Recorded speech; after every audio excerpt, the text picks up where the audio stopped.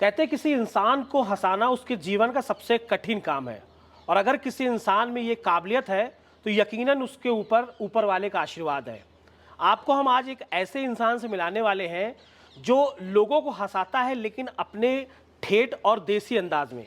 हम बात कर रहे हैं इस समय कनपुरिया यानी पहचान तो गए हुई हो अन्नू अवस्थी की। अन्नू जी, आपका बहुत बहुत स्वागत है। अन्नू जी, आप सवाल जवाब का दौर शुरू करें। एक बड़ा कॉमन सा मेरे दिमाग में एक सवाल आ रहा है। एक इंसान के दिमाग में या एक इंसान के जहन में जब खुशी की बात आती है या खुश होता है वो, उसके लिए इसके मायने क्या होते हैं? देखिए, खुशी के मायने तो एक मतलब जैसे कोई बहुत निराश आदमी है, बहुत परेशान आदमी है, उसको कहीं कुछ समझ में नहीं आ रहा, अचानक वो आपसे मिला या हमसे मिला या किसी ऐसे से मिला जिससे उसको पीछे की निराशा भूला और एक खुशी का माहौल, एक उसका पूर्व जन्म हुआ। खुशी का मतलब अगर आप परमानेंट खुश रहेंगे तो आप कभी मरेंगे नहीं। तो इसीलिए भगवान ज़्यादा खुश नहीं रहने देते हैं, क्योंकि जो आदमी खुश रहता है ना उसकी उम्र बहुत लंबी होती। तो मेरे हिसाब से खुशी का मायने ये होता है कि आपकी लंबी उम्र, स्वस्थ स्वास्थ्य और हर चीज़ शुभ शुभ। लेकिन किस चक्की का आटा खाते हैं आप जो इतना हंसाते हैं? ये तो ईश्वर की मेहरबानी है और कानपुर वालों का, उत्तर प्रदेश वालों का प्यार है कि उनका बड़ा अच्छा लगा था। कहे कि हम आम जीवन से जुड़ी वही बात करी थे, ओरिजिनल बात करी थे, कोनो स्क्रिप्ट नहीं होती है। जो जीवन में चल रहा है कि बिल्ली रास्ता काट गई वाला और कौआ देख लिया बाहर ना निकले वाला, वही में हम जिए वाले इंसान हैं। और वो भाषा बोली थे जो रिक्शा वाले से लेकर राष्ट्रपति तक का एक बार में समझ में आ जाए, तो ये लिए लोग हमसे खुश। नहीं, ये बात तो बिल्कुल सही कहा आपने। लेकिन चूंकि आप कानपुर से आते हैं, कनपुरिया अंदाज पूरे देश में बहुत फेमस है, और कानपुर शायद ऐसा शहर है कि यहाँ पे रहने वालों के रिश्तेदार पूरे देश में रहते हैं, हर कहीं मिलते हैं लोग। तो कनपुरिया अंदाज को लोगों तक पहुँचाने के लिए आपके जहन में ये शुरुआत कैसे आपने की? आपके जहन में क्या आया सबसे पहले कि ऐसे लोगों को हंसाया जाए? दरअसल कहे कि हम कानपुर में पैदा भैन, और हम देवनगर नाम का एक मोहल्ला है चंद्रिका देवी रायपुरवा के पास, जिन मोहल्लों में चबूतरे वाले मकान होते हैं, जिनके घर के नीचे चबूतरा होता है, जो पारंपरिक पुराने टाइप में पारंपरिक पुराना कि मकान के नीचे चबूतरा है जी। और ये कुछ ही मोहल्लों में है कानपुर के। तो वहाँ का पानी भी बहुत अच्छा होता है, वहाँ की आबो हवा और मट्टी और वहाँ की बातचीत। जो चबूतरे में बैठ के आपको बातचीत मिलेगी ना, पूरे देश की खबर उस चबूतरे से आपको मिल जाएगी, पूरा मसाला। तो हम उसी मोहल्ले में पैदा हुए हैं जहाँ चबूतरे होते हैं, वहाँ दिन भर सांप सीढ़ी। अगर आपका रात में 2 बजे कोई से बात करने का मन है तो अगर दूसरे मोहल्ले में जाओगे तो आदमी नहीं मिलेगा, चबूतरे वाले मोहल्ले में जाओगे तो एक से बात करने का मन है 100 मिल जाएंगे कि पूरी रात बात करो। जमघट लग जाएगा। जमघट लग जाएगा। तो उस मोहल्ले में हम पैदा हुए हैं, तो इसलिए हमको थोड़ा एक्स्ट्रा कुछ भगवान ने दिया। लेकिन सभी का अपना अपना अंदाज होता है अन्नू जी, लुक होता है, गेटअप होता है, लेकिन जो आपका गेटअप है वो बड़ा हटकर है। कोई स्पेशलिस्ट रखा है आपने या खुद आपने इसको चुना है? दरअसल सलमान भाई भी हमसे कह रहे थे। सलमान खान? हाँ। एक्टर? हाँ। अच्छा, जानते हैं आपको? हाँ। मिले हैं आप? हाँ। तो हमारा बिग बॉस में चयन हुआ था, तो बातचीत हुई, तो कह रहे थे यार तू साला कुछ आदमी अलग है।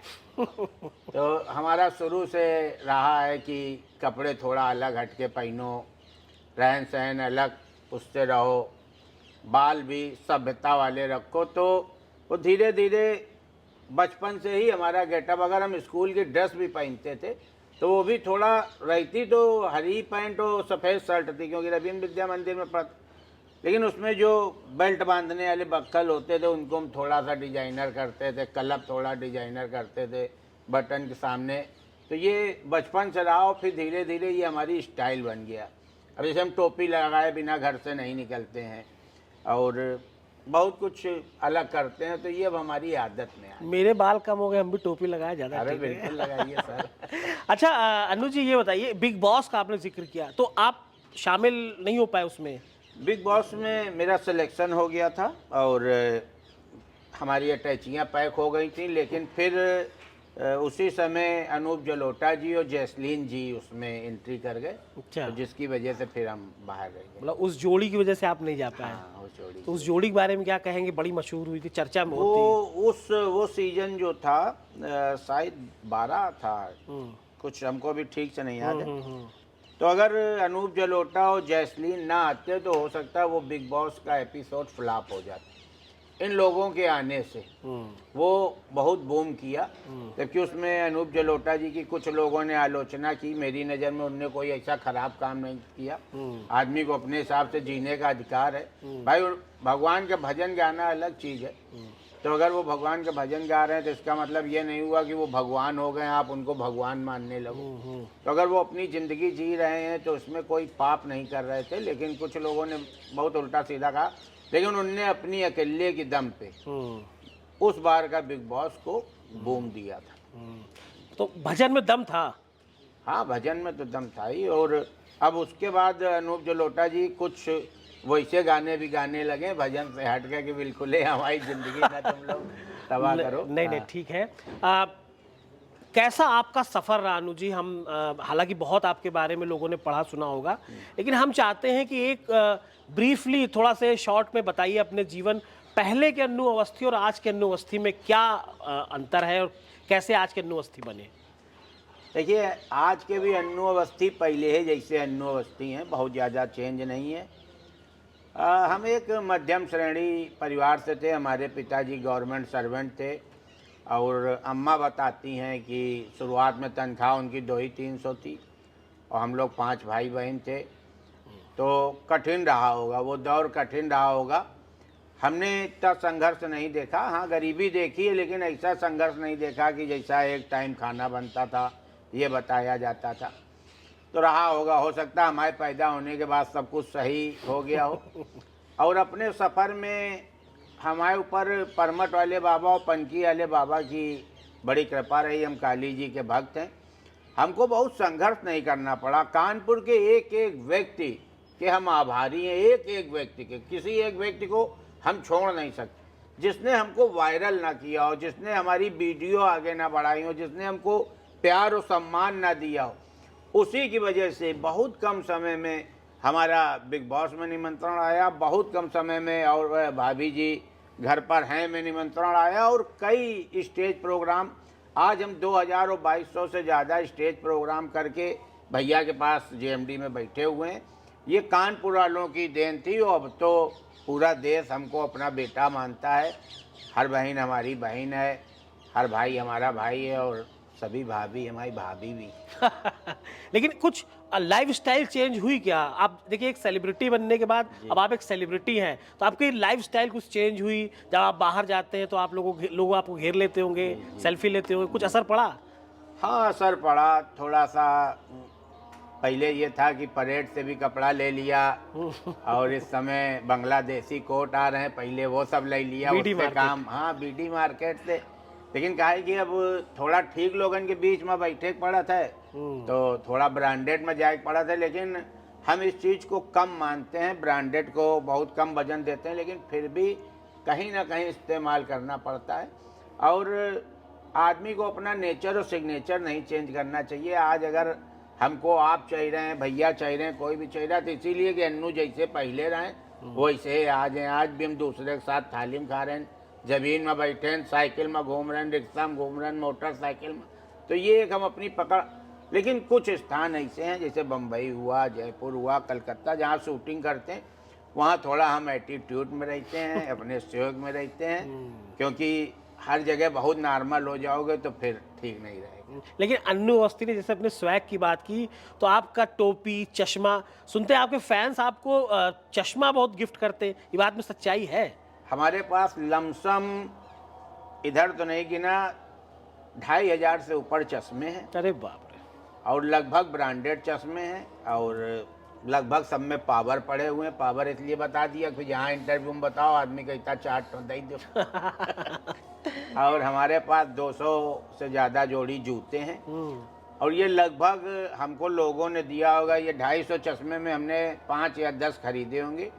बाकी सब आप ही लोगों के दिए हुए हैं, हम संभाल के रखें, सजा के रखें। अच्छा अनु जी, जिस तरह आप बात करते हैं, जो आपका अंदाज है बात करने का, ठेठ देसी अंदाज, बहुत लोग इससे बचते हैं। जब वो बड़े आदमी बन जाते हैं ना, तो बड़ा इंग्लिश में बात करते हैं और उनको इसमें बात करने में हिचक होती है। आपको कभी हिचक नहीं लगी? आपने इतना कॉन्फिडेंस कैसे अपने अंदर लाया कि नहीं, हम तो जो हैं वही रहेंगे, सबके सामने ऐसे ही बात करेंगे? दरअसल भैया, जो हमारी भाषा है ये लोगों को सुनने में बहुत अच्छी लगती है, खास करके जो हमारे इंडियन विदेश चले गए।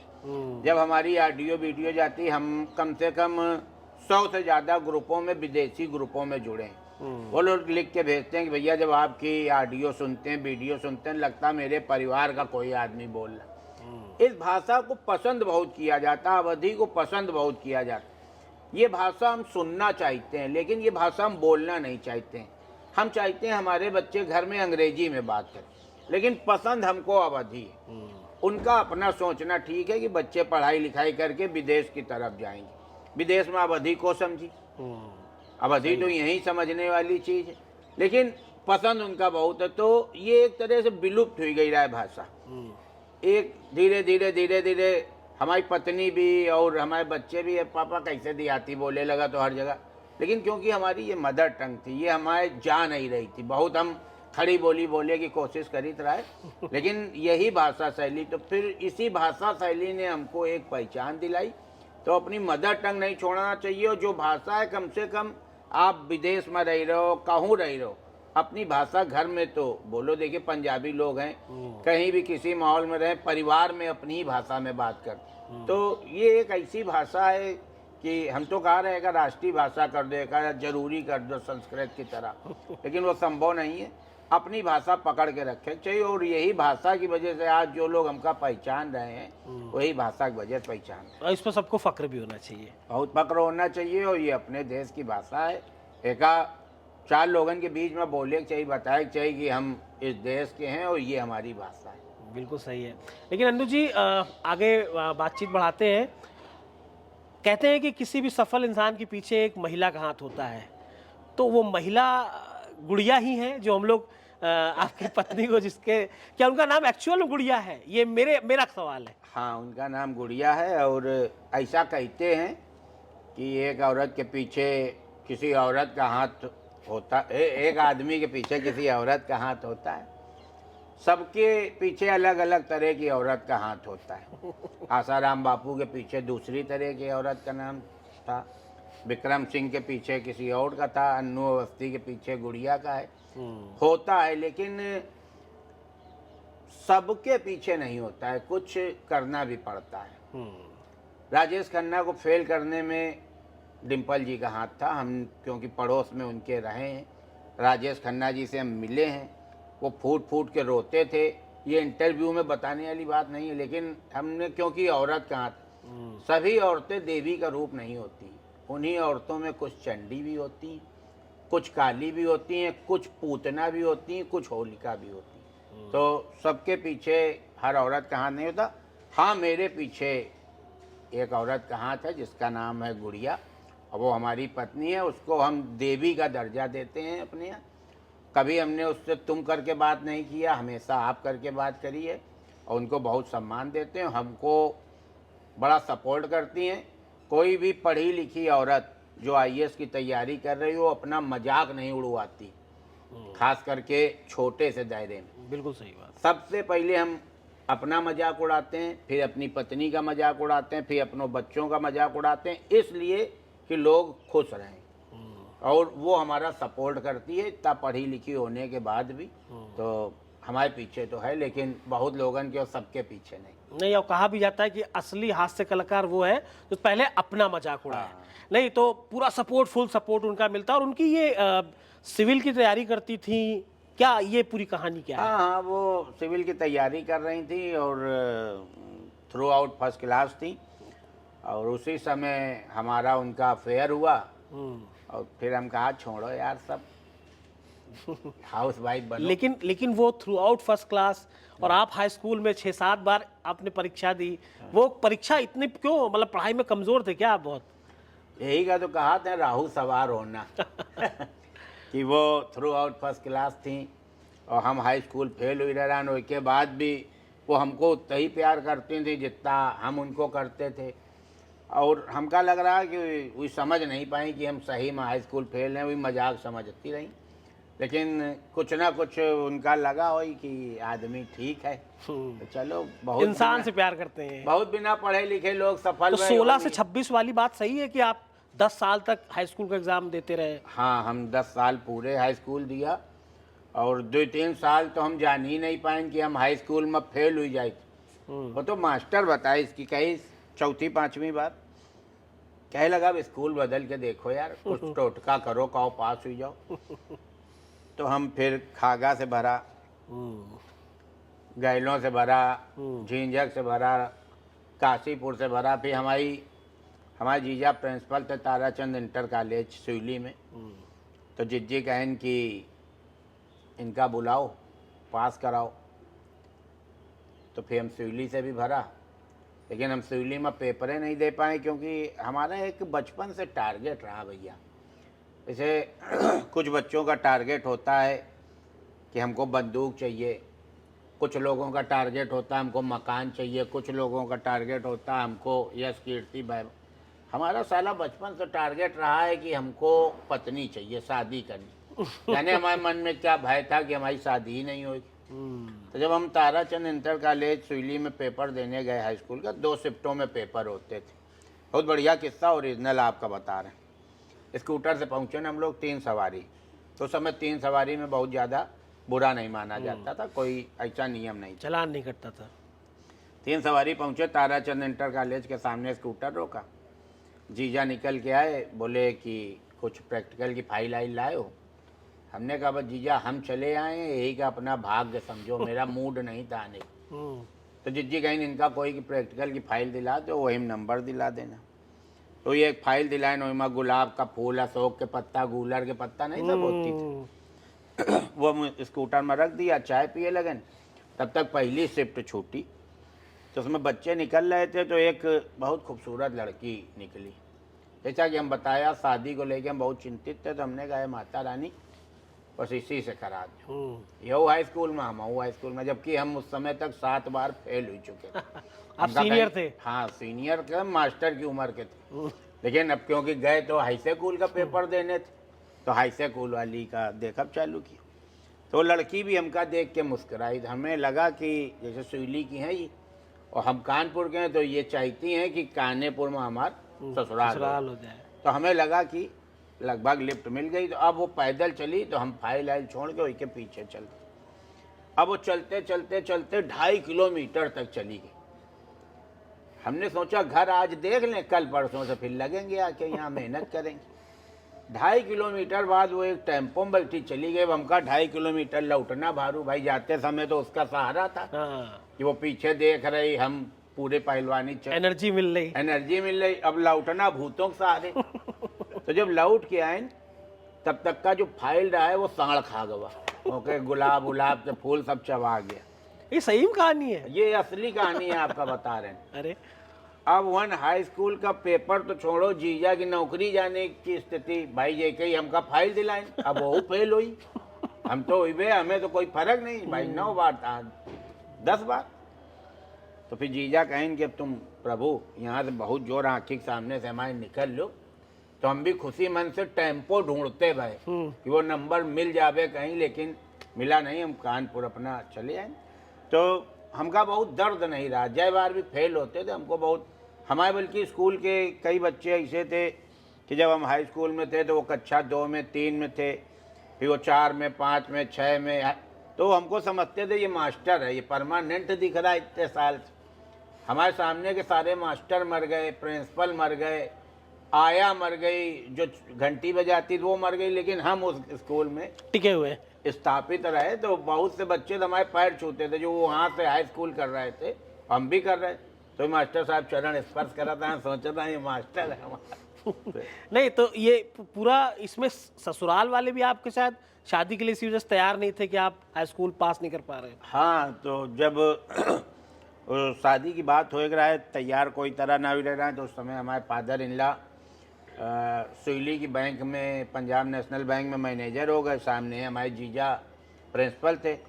हम जीजा कहा तुम बात करो जाके, तो वही कहें कि एक बस मास्टर साहब जवाब हमका दे दो, हम तुम्हारे कहे शादी कर लेवे कि 10 बार हाई स्कूल फेल भय लड़के से तुम अपनी बिटिया की शादी कर देते हो। जीजा कहें हम तो ना करी, कहें बस ख़त्म हो गई यही जगह बात। फिर हम जीजा फ़ोन मिला के पूछा कि क्या हुआ, तो जीजा बताएं कि ये शादी तुम्हारी नहीं। हो ही ना पाई। तो ये भगवान ने फिर हमारी मदद करें भगवान, और एक दिन अचानक रिश्ता हुआ और यही वाली शादी हमारी। सपोर्टिंग वाइफ मिल गई। हाँ। अच्छा, आपकी वाइफ चूंकि सिविल प्रिपरेशन करती थी, तो एक ढाबा आपने खोला था, और जो प्रतियोगी छात्र हैं तैयारी करते हैं आईएएस पीसीएस की, उनको खाना खिलाते थे फ्री में, ऐसा कुछ है? फ्री में नहीं खिलाते थे। ये हमने ढाबा खोला था स्कूली बच्चों के लिए, तब तक हमारे एक बेटा एक बेटी हो चुकी थी, तो हम शुद्ध खिलाते थे। हमारा मानना ये था कि लागत भर निकल आए, क्योंकि जिस समय माँ बाप को छोड़ के बच्चे जाते हैं सर, अगर आपके भी गए होंगे, तो उस समय बच्चों के ऊपर जो बीतती माँ बाप का बड़ा कलेजा होता है अपने बच्चों को बाहर भेजना। अभी हमने भी भेजा, तो हम ये चाहते थे कि उनको खाना शुद्ध मिले, जो भी गेहूँ मिले शुद्ध मिले, उसमें मटर और चना ये सब ना मिला हो, क्योंकि ये मटर चना फायदे की चीज़ होती, लेकिन अगर सही ना हो, साफ ना हो तो नुकसान करती। मसाले शुद्ध हों, तो हमने इस उससे, और हम 18 रुपए की थाली खिलाते थे, जिसमें 4 रोटी देते थे, 2 सब्जी देते थे, दाल देते थे, सलाद देते थे, दोबारा मांगने में फिर देते थे, तो वो थाली हमको 1920 रुपए की पड़ती थी। तो 1-2 रुपए का घाटा खाते थे, लेकिन हमारा एक मानना था कि इन बच्चों को इस भोजन में हम कुछ गड़बड़ नहीं करेंगे, तो मसाले हम खड़े खरीदते थे, कुटवाते थे, तब अपने होटल में देते थे। तो ये करते थे। चलिए। वही अब भी करते हैं। अच्छा, अभी भी चलता है? हाँ, अब भी चलता है। चलिए, बहुत अच्छी बात है। अन्नू जी, सियासत की बात करें, आपका भी बड़ा इंटरेस्ट है, सुनते हैं कि आप शुरू में सियासत में आना चाहते थे, आगे प्लान है? हाँ, हम सभासदी का चुनाव भी लड़े, और कई नेता से साथ रहा, कई नेताओं से दोस्ती रही। एक हमारे यहाँ विधायक जी जीते थे, राकेश सोनकर जी, तो उनने को हमने अपनी अम्मा की चैन बेच के लड़ाया था। और उस समय वो गाना चला था, सौगंध राम की खाते हैं हम मंदिर वहीं बनाएंगे, और जिप्सी थी वो पलट गई थी। तो बड़ा हमारे अंदर इंटरेस्ट रहा, और इंटरेस्ट शुरू से भाजपा की ही तरफ रहा। कुछ ऐसा हमको लगता था कि जैसे उधर हमारा उनका तालमेल बहुत बैठता है, तो इंटरेस्ट अब भी है, लेकिन उतना उतावलापन नहीं है पहले। मौका मिले तो, टिकट मिले तो? हाँ हाँ, अगर टिकट मिले तो फिर लड़ा जाएगा। और बीजेपी से बीजेपी ही या से। कोई भी पार्टी आ जाए? नहीं, कोई भी पार्टी से नहीं। अच्छा, बीजेपी की जो आइडियोलॉजी है उससे आप इंस्पायर्ड हैं? हमारी विचारधारा ही कुछ सनातन धर्म से जुड़ी रही, जबकि शुरुआत में जब हमारे यहाँ शाखा लगती थी घर के सामने, तो उसका झंडा उतारने का, शाखा का ताने का और डंडा अपने घर में रखने का, हमारे पिताजी कम्युनिस्ट विचारधारा के थे, तो वो हफ्ते में एक बार हमको उसी डंडे से मारते थे कि साले तुम जनसंघी बने घूम रहे हो। तो लेकिन फिर भी हमारा इंटरेस्ट था, हम उनसे छुपा के झंडा और डंडा रखते थे और उसी से जुड़े रहते थे। लेकिन बीजेपी से आप टिकट चाह रहे हैं, कहाँ से चाहते हैं? अगर कानपुर से मिले तो लड़ेंगे? अब तो नहीं, लोकसभा चुनाव होने वाले हैं। हम टिकट नहीं चाह रहे हैं। मान लीजिए दे दिया, हाँ, आप सेलिब्रिटी हैं। हाँ हाँ, तो काहे ना लड़ा। कानपुर हमको लगता है जो मिल रहा है उससे ठीक है, कानपुर जो डेवलपमेंट कानपुर में हो रहा है। अगर हम लड़ें तो 1947 के बाद और 2023 तक जितना डेवलपमेंट हुआ है उतना केवल हमारे शासन काल में हुई। काहे कि हम साइकिल से कानपुर छाना है, हम पूरे कानपुर की गली गली से परिचित हैं। अन्नू जी, ये तो सब कहते हैं, अब आप पॉलिटिशियन की तरह बोल रहे हैं नहीं, कि सब मैं करूंगा। हम दवाई बेचित रहे। अच्छा, हम साइकिल में झोला टांग के दवाई बेचित रहे, तो हम गली गली गली चलते थे, हैंडपम्प का पानी पीते थे, एक एक चीज़ से, एक एक समस्या से। अब भी अगर आप हमारे ऑडियो वीडियो उठाएंगे तो उसमें आपको बीच बीच में दिखेगा कि हम शहर की समस्याओं को लेके सांसद जी से, विधायक जी से, राष्ट्रपति जी तक। एक लोगों ने कहा तुम अगर राष्ट्रपति जी के लिए बोलियो तो जेल चले जाइयो, अलाउ नहीं है। तो हमने कहा कि हम बोल सके थे हमारे कानपुर के हैं, तो हम वहाँ कहा रहे कि रोज़ रोज़ तुम कानपुर आया ना करो और कानपुर वालों का जी जलाया ना करो। एक हमने ऑडियो दिया था, कहीं निकलेगा। राष्ट्रपति जी जब आते थे तो पता चला वन चूना पड़ा, वन चूना पड़ा, वन चूना पड़ा, और दीनन कानपुर का कुछ नहीं।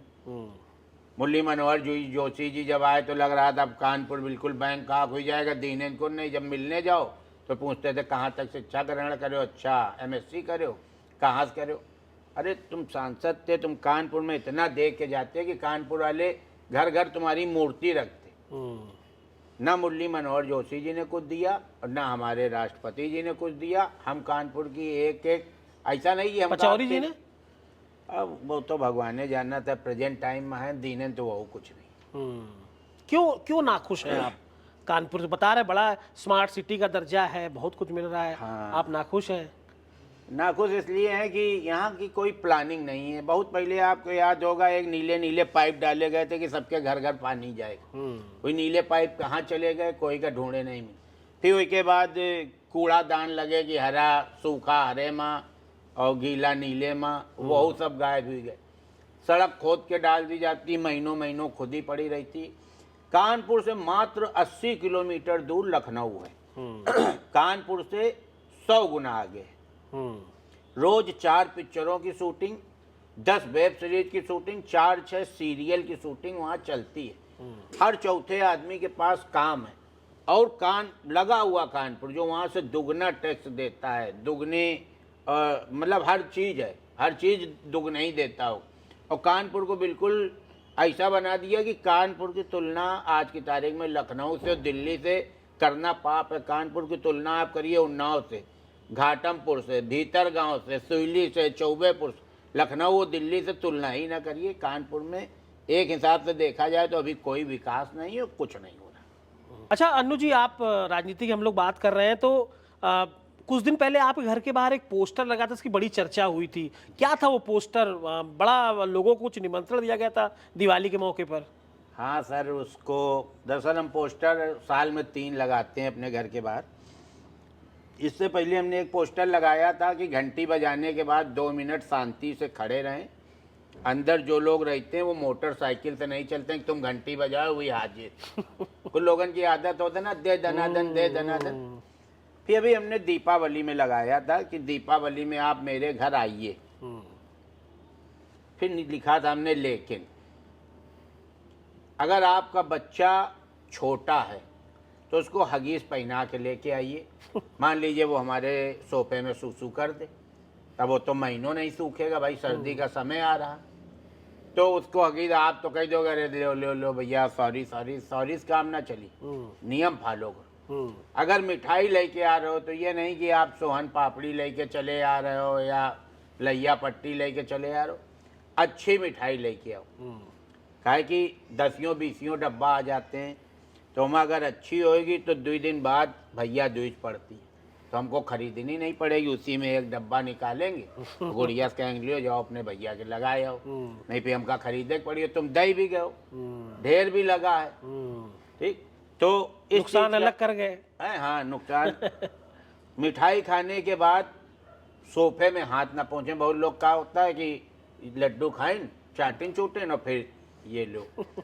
तो ये हमने बहुत नियम उसमें लगाए थे कि इतनी अच्छी व्यवस्था से आना, और अगर खाली हाथ आना तो हम लोग भी खाली आपसे पूछेंगे कि काफ़ी पियो, मिठाई खाइयो, चाय पियो, खाली पूछेंगे, उम्मीद न रखना कि पिला देंगे। अगर ये सब चाहिए तो फिर लई के आओ, नियम से आओ। हाँ मतलब जैसी करनी वैसी भरनी। अगर लई के आओगे तो कुछ पाओगे, नहीं तो हम लोग भी पूछ पाछ के तुमको विदा कर देंगे। बार बार कुछ लोगों की आदत है आपके पास बैठे, और बताओ भैया, अब आप बता दियो, फिर थोड़ी देर बाद और बताओ भैया, और बताओ, समय काटने आते। तो हमने कहा ये और बताओ ना करना, जितना बता दें उतना ही सुन लेना, पीढ़ी तना करना। तो ये बोर्ड लगाया था, ये 50-60 लाख लोग अभी तक देख चुके हैं, और कई लोगों ने, कई बड़े एक्टरों ने इसको अपने पेज से भी डाला, और कई हजार लोगों ने इसको शेयर भी किया। नहीं नहीं, आपकी पॉपुलैरिटी दिन ब दिन बढ़ रही है।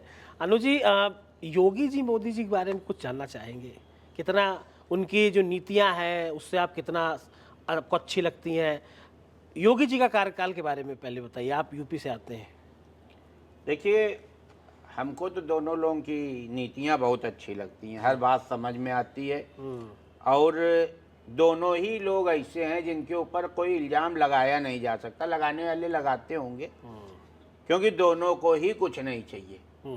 जो कर रहे हैं देश के लिए और प्रदेश के लिए ही कर रहे हैं, हम पूरी तरह से उनसे संतुष्ट हैं। वो देश हित में काम कर रहे हैं, योगी जी, मोदी जी प्रदेश हित में काम कर रहे हैं। अगर अच्छा काम ना कर रहे होते तो अभी 4 राज्यों में चुनाव हुए और सब में ये मांग हो रही थी कि हमको योगी जैसा मुख्यमंत्री चाहिए। तो कुछ तो अच्छाई होगी। अगर हम कहें कि हमको इंटरव्यू में आपके जैसा इंटरव्यू लेने वाला चाहिए पत्रकार, तो कुछ तो आपके अंदर कला होगी। हम दोनों लोगों से बहुत अच्छी तरह से पूर्ण रूप से सहमत हैं और वो लोग बहुत अच्छा काम कर रहे हैं और टोटल देश हित में ही कर रहे हैं। अभी तक कोई घोटाला नहीं लगा उनके ऊपर, किसी तरह का भेदभाव नहीं लगा, और बाकी इल्ज़ाम लगने को तो राम के ऊपर भी लगे थे। तो योगी जी की तारीफ इसलिए तो नहीं हो रही कि बुलडोजर से डर रहे हैं आप? नहीं नहीं, हम बुलडोजर से नहीं डर रहे हैं। और बुलडोजर पॉलिसी उनकी ठीक है? बिल्कुल अच्छी है, दहशत तो होनी चाहिए। हमारे स्कूल में एक एच.एन. शुक्ला मास्टर थे, उनसे बच्चे थर थर काँपते थे, किसी का भी काम करके लेके ना आए, एच.एन. शुक्ला का लेके आते थे, केवल इसलिए कि वो फूटा हाथ में लेके आते। वो कुछ नहीं पूछते थे कि तुम काहे नहीं करके आओ, बीमार रहो, बुखार रहो, चाची खत्म हो गई, चाचा खत्म हो गए, उड़ैया करते थे। तो उनके पीरियड में सब लोग हाजिर रहते थे, उनका होमवर्क दिया हुआ सब लोग पूरा करके ले जाते थे। वही चीज़ योगी जी भी कर रहे हैं, अच्छी बात है, करना चाहिए। अब इनकी बात हो रही है तो राहुल गांधी पर भी बात कर ले। उनकी वो पर्सनैलिटी आपको कैसी लगती है, वो पर्सन कैसे लगते हैं? देखिए, राहुल गांधी को लेकर एक इमेज बनाई गई है, उसकी बात होती रहती है, लेकिन भारत जोड़ो यात्रा उन्होंने की, उसके बाद उनकी थोड़ी छवि बदली। तो राहुल गांधी को लेकर आपकी क्या सोच है, वो कैसा नेता मानते हैं आप उनको? वहीं इसके बाद अखिलेश यादव भी। देखिए, राहुल जी ने बचपन से प्रधानमंत्री का दायरा जिया है। आज की तारीख में कोई विधायक हो जाए, सभासद हो जाए, ठीक है, उसके परिवार वाले फूले नहीं समाते हैं। वो तो प्रधानमंत्री के घर में रहे हैं। उनके पैदा होने से पहले कभी कभी क्या होता है, सलाहकार अच्छे नहीं होते। आप अपनी बेटी की शादी में करोड़ों रुपए खर्चा करते हो, अगर आपका मैनेजमेंट अच्छा नहीं तो आदमी यही कहता है कि भैया उस स्टाइल में दाल खत्म हो गई, उस स्टाइल में चावल खत्म। राहुल गांधी जी व्यक्तिगत तौर पे बहुत अच्छे हैं, और कभी कभी ऐसा भी होता है, हम लोग अपनी फील्ड की बात बता रहे हैं कि जैसे कई ऐसे कॉमेडियन हैं हमारी लाइन में जो बहुत ऊपर हैं। कभी कभी हमारा स्टेज शो हो जाता है उनके साथ कि उस स्टेज शो में बड़े कॉमेडियन आ गए, सराहनी आ गए। अब इनके पास आइटम नहीं होते, पब्लिक इकट्ठा होती है आइटम सुनने के लिए।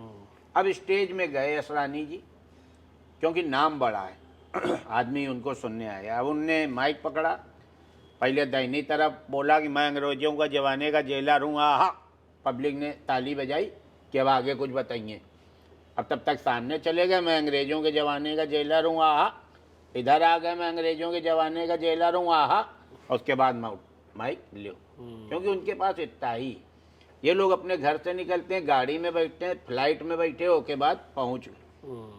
हम लोगों का क्या है, हम लोग छोटे आदमी, हम आपके पास भी बैठे, नीचे पान वाले के पास भी खड़े, नील वाली भी गली में खड़े, मूलगंज चौराहे में भी खड़े। हम लोग पकड़ते हैं कि जहाज में गए तो हमका जल्दी वहाँ पहुँचे नहीं रहती, हमका जहाज में ढूंढते हैं कि कौन क्या है। हमने एक अपना जहाज का वीडियो डाला था, कई लोगों ने पसंद किया। तो राहुल गांधी जी के साथ यही है कि उनको सही सलाह देने वाले नहीं। अब वो इतने बड़े दायरे में कि जो सामने जाता, भैया बहुत अच्छा कर रहे हो, और भैया समझने की स्थिति में नहीं, भैया एक सीट पे रह गए उत्तर प्रदेश में। अगर अच्छा कर रहे होते तो भैया के पास 80 सीटें होती, 84 में पूरी 80 सीटें रहें। तो अब भैया एक सीट में, तो या तो वो सुनना नहीं चाह रहे सही बात, या वो सही बात समझ नहीं पा रहे हैं, या समझाने वाले ठीक नहीं या है। समझाने वाले ठीक नहीं। क्योंकि उनकी शिक्षा दीक्षा तो इतनी अच्छी जगह से भाई है कि सीधे उनके ऊपर ये इल्ज़ाम लगाना कि वो बुद्धि से पैदल हैं, ये तो गलत होगा। पढ़ाई लिखाई करी है, ग्रेजुएट हैं, अभी जो उनने भारत जोड़ो यात्रा करी, इतना लंबा पैदल चलना सबके बस की बात नहीं है। तो बस वही है जो उनकी टीम है ना, वो मैंने जो हमारे यहाँ कई ऐसे नेता हैं जो बहुत नामी गिरामी हुए, लेकिन वो कभी कोई चुनाव नहीं जीते। कानीपुर की हैं, छात्र नेता भी रहे और राजनीति भी रही, लेकिन कभी वो कोई चुनाव नहीं जीते और नाम उनका बहुत बड़ा था क्योंकि उनका मैनेजमेंट नहीं था। यही राहुल जी के साथ हो रहा है कि उनके पास मैनेजमेंट नहीं है, अच्छे नेता नहीं है। उनको भी ये समझने में देर लग रही कि कहाँ हम मजबूत स्थिति में, कहाँ कमज़ोर स्थिति में।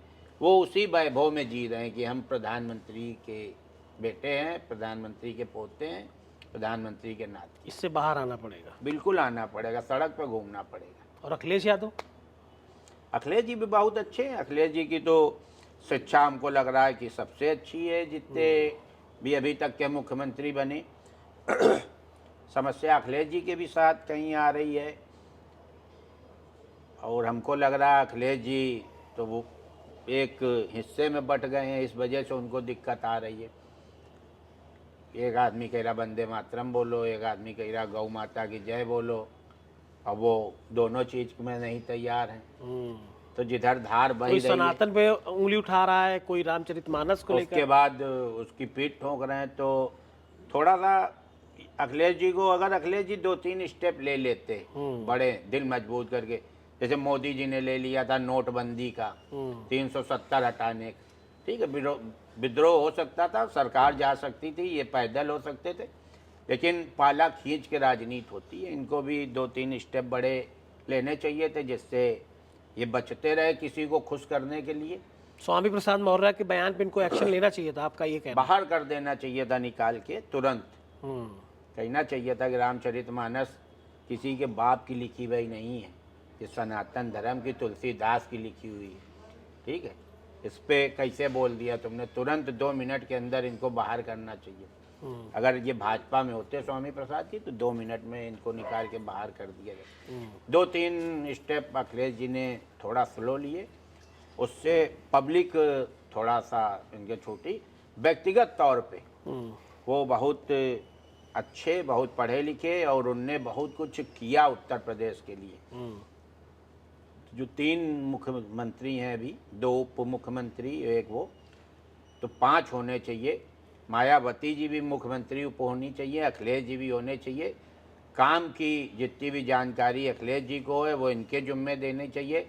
सरकारी कर्मचारियों की जिम्मेदारी मायावती जी को देनी चाहिए। मायावती जी के समय 100% प्रेजेंट लगती थी सरकारी कर्मचारियों की, जो अब हो सकता लगती हो ना लगती हो, अब तो अंगूठा पंगूठा कई कर दिए। तो इन 2 को भी रखना चाहिए। और जितना अच्छा मोदी जी और योगी जी इस समय कर रहे हैं उतना कभी अच्छा हुआ नहीं। अखिलेश जी अपनी जगह अच्छे। चलिए अब हम लोग थोड़ा गंभीरता से बाहर निकलते हैं, सियासत ज़्यादा हो जा रही है। हाँ। अच्छा, कॉमेडी की बात करें तो अनु जी, एक आप लोग कॉमेडी करते हैं। आज की डेट में जो जनरेशन नई आ रही है, जो OTT आ रहे हैं, फुहड़ता अश्लीलता को लेकर क्या कहेंगे? कॉमेडी है, बहुत अच्छी कॉमेडी है, लेकिन उसमें अश्लीलता भी है, आप परिवार के साथ नहीं देख सकते। इसको आप कितना जायज़ मानते हैं? क्या सोच बदल रही है इसलिए ऐसा है, या जल्दी पॉपुलर होना है? देखिए, हर तरह के दर्शक हैं। कुछ लोग अपने में जो लोड करें वो केवल ऐसे ही लोगों को लोड करें जो डबल मीनिंग के वीडियो बना रहे हैं या पूरी तरह से अश्लीलता के बना रहे हैं। कुछ लोगों को उनके, हम लोगों से ज़्यादा व्यूज़ जो गाली गलौज वाले वीडियो बनाते हैं उसमें आते हैं। हम लोग थोड़ा सा ये ध्यान रखते हैं कि व्यक्तिगत हम अपना बता रहे हैं कि अगर हमारा वीडियो या ऑडियो कोई खोले, उसके साथ उसकी बेटी बैठी है, बहन बैठी है, तो निश्चिंत होकर खोल दे कि इसमें कोई ऐसी बरगल्टी नहीं होगी कि या उसको नज़र झुकानी पड़े या हमको। तो कुछ लोगों को जब इस तरह का पसंद आता है, जैसे हिंदुस्तानी भाऊ है, वो केवल बिग बॉस में इसलिए बुलाए गए कि वो गाली गलौज करते हैं, तो उनके दर्शक अलग हैं, ठीक है। एक इलाहाबाद के कोई 2 लोग हैं, वो भी गाली गलौज के बनाते हैं, उनके दर्शक अलग हैं। लखनऊ के कुछ लोग हैं गाली, हम लोगों के दर्शक अलग हैं। तो हर तरह के लोग हैं, जो रहीमन तेरे देश में भांति भांति के लोग, कुछ तो समझदार हैं, कुछ बहुत क्या कहावत है इसकी। तो सबके हैं, तो सबका चल रहा है। लेकिन कॉमेडी का मतलब कम शब्द में ज़्यादा समझ में आए, तुरंत हंसी आए, तो उसको कॉमेडी कहते हैं। अगर गाली बक के हंसाना है किसी को तो फिर तो बहुत अच्छी चीज़ नहीं है। और कुछ क्रिकेटर और स्टार्स गुटखे का प्रचार कर रहे हैं, सही है? कानपुर से हैं आप, इसलिए देखिए, पूछा मैंने। हम आपको बता रहे हैं, कोई भी क्रिकेटर और स्टार गुटखे का प्रचार नहीं कर रहा है कहीं भी। ना अजय देवगन को, ना अक्षय कुमार को, ना शाहरुख खान को गुटखा खाते हुए नहीं दिखाया, इलायची खाते हुए दिखाया। क्योंकि जो कंपनी इलायची बना रही वही गुटखा बना रही। ठीक, एक तीर से दो निशाना नहीं है ये। अब देखिए, सब हमने क्या बताया, रहीमन तेरे देश में हाँ। जो इलायची खाने वाले हैं वो कह रहे हैं भैया इलायची खाओ, अच्छी चीज़। अब जो गुटखा वाले हैं जिनको काम नहीं मिल रहा, अभी योगी जी मोदी जी ने कई स्टेशन प्राइवेट कर दिए। अब हमारे यहाँ कोई बीमार होगा, हम हैलेट लेके नहीं जाते हैं, उर्सुला लेके नहीं जाते हैं, हम लोग रेजेंसी भागते हैं और मधुराज भागते हैं, केएमसी भागते हैं, क्योंकि हमको अच्छा इलाज चाहिए, प्राइवेट में चाहिए। स्टेशन अगर प्राइवेट होगा तो अच्छा हो जाएगा, लेकिन क्योंकि हमको बुराई ढूंढनी। आप कोई एक ऐड बताइए ऐसा जिसमें शाहरुख खान भैया हों या अक्षय भैया हों या सलमान भैया जो मसाला खा रहे हैं, है कोई आपकी नज़र में इलायची खा रहे हैं? तो हम तो भाई बुरा नहीं मानते इस चीज़ को। आप बुरा नहीं मानते? भाई ये देखिए, उनका व्यापार है सर, वो ऐड में उनको पैसा मिलता है, ठीक है, लेकिन इसका विरोध बहुत हो रहा है। आप ये बताइए, आज की तारीख में आप खाली जय श्री राम करके एक वीडियो डाल दीजिए, जय श्री राम बोलिए, कुछ मत बोलिए, और आप देखिएगा कि उसमें 100 कमेंट आएंगे और 20 ऐसे होंगे कि ये दोगला है, ठीक है, ये जातिवादी आदमी है, ये उल्टा सीधा ही आएगा। कुछ लोग अपने बाप से संतुष्ट नहीं है तो वो इन लोगों से कैसे संतुष्ट हो जाएंगे, आपसे कैसे संतुष्ट हो जाएंगे? उनका काम है प्रचार का, उनको पैसा मिलता है। आपको पता है कितना बड़ा वो टैक्स देते।